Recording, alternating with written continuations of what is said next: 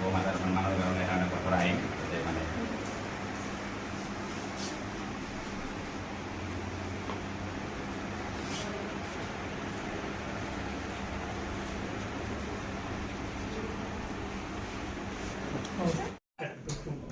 বাইদেউক দি দিছে না? দিছোঁ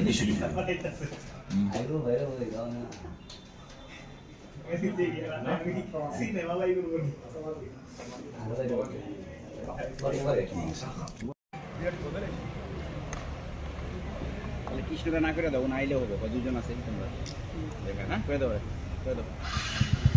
ফোন করছিল না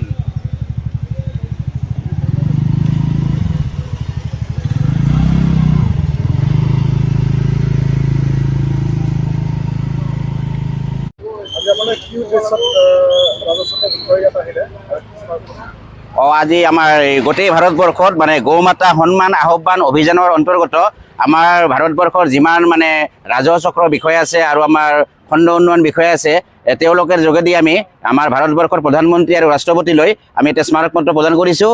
আৰু আজি এই স্মাৰক পত্ৰৰ মানে মূল দাবীসমূহ হ'ল যে আমাৰ মানে গৌমাতাৰ ওপৰত মানে এটা গৱেষণা হ'ব লাগে ৰাষ্ট্ৰীয় ভিত্তিত, আৰু গৌমাতাৰ ওপৰত মানে এটা কঠোৰ নিৰাপত্তাৰ বাবে এটা মানে কঠোৰ আইন হ'ব লাগে।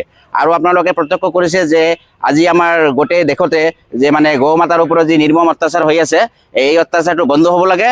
সেই মৰ্মে আজি আমাৰ মানে গোটেই ভাৰতবৰ্ষৰ লগত সংগতি ৰাখি আমি এই বৰনগৰ ৰাজহুৱা চক্ৰ বিষয়াৰ যোগেদি আমি এই স্মাৰক পত্ৰ প্ৰদান কৰিছোঁ। এইটো এটা দুৰ্ভাগ্যৰ বিষয় যে প্ৰশাসনে কঠোৰ ব্যৱস্থা গ্ৰহণ কৰি আছে, তথাপিও কিছুমান মানে অসাধু ব্যৱসায়ী, কিছু সমাজ বিৰোধী চক্ৰই এইবিলাক কাম চলাই আছে। আমি দাবী জনাম যে অনতিপলমে এইসমূহ কাৰ্য মানে বন্ধ হ'ব লাগে, আৰু গৌমাতাৰ সুৰক্ষাৰ বাবে এটা কঠোৰতম কঠোৰ আইন দেশত মানে প্ৰণয়ন হ'ব লাগে।